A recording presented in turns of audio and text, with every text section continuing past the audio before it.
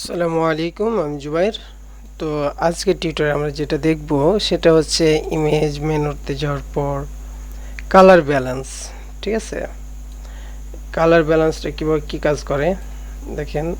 এটাকে আমরা যখন কম করছি তখন এরকম হচ্ছে। ঠিক আছে, ম্যাজেন্টা দেখেন কম বেশি করছে, তারপর ইয়েলোটাকেও কম বেশি করতে পারছি। মানে আপনি এখান থেকে কালারটাকে কন্ট্রোল করতে পারছেন। ঠিক আছে, তো আমরা কি করি, এই ইমেজটাকে আগে আমরা একবার সেভ অ্যাজ দিই। ঠিক আছে, এখানে 3 নাম্বার ইমেজ দিই, তারপর সেভ দিই। আমরা যদি কালার ব্যালেন্সে যাই তাহলে এখান থেকে দেখতে পাবো, দেখেন এটা কিন্তু অনেক সুন্দর হচ্ছে। ঠিক আছে, আপনি দেখবেন ধীরে ধীরে হঠাৎ দেখবেন যে কোনটাতে ভালো লাগছে বেশি, সেটা করবেন।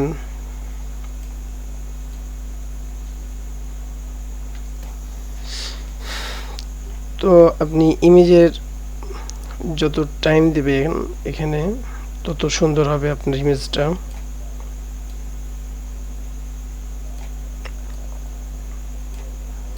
আমি শুধু ব্যাকগ্রাউন্ডটা যে দেখাচ্ছি, আপনারা দেখবেন আপনাদের আরও কোনটা বেশি ভালো লাগে। আপনি দেখা যাচ্ছে ছবির উপরে আপনি এই কালারগুলো দিয়ে দেখতে পারেন।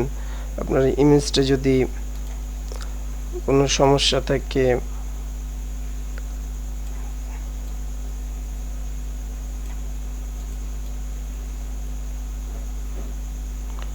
আপনি এগুলো চেঞ্জ করে দেখতে পারেন। ঠিক আছে, তো আমি এগুলো চেঞ্জ করলাম না। তো এভাবে আপনারা এই কাজগুলো করতে পারেন। তো আমি এটাকে সেভ এজ করে দিই 3, এটা আমরা 4 নম্বর দিয়ে দিলাম ইমেজ।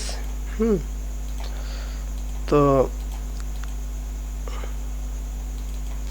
আমি যদি দেখি, তো প্রথমে এরকম দেখেছিলাম, তারপর এইভাবে। ঠিক আছে, তাহলে আমরা দেখতে পাচ্ছি যে বিভিন্ন ব্যাকগ্রাউন্ডের এইগুলো আমরা দেখতে পাচ্ছি। আমি একটা ইমেজ দিয়ে আপনাদের দেখানোর চেষ্টা করছি। আপনারা দেখবেন আপনাদের মানে আলাদা আলাদা ইমেজে আপনারা এগুলা ইফেক্টগুলো ফেলার চেষ্টা করবেন। আমি শুধু এর কাজগুলো দেখাচ্ছি। ঠিক আছে, বাকিগুলা আপনারা প্র্যাকটিস করবেন। তো আজকের টিউটোরিয়াল এ পর্যন্ত। আল্লাহ হাফেজ।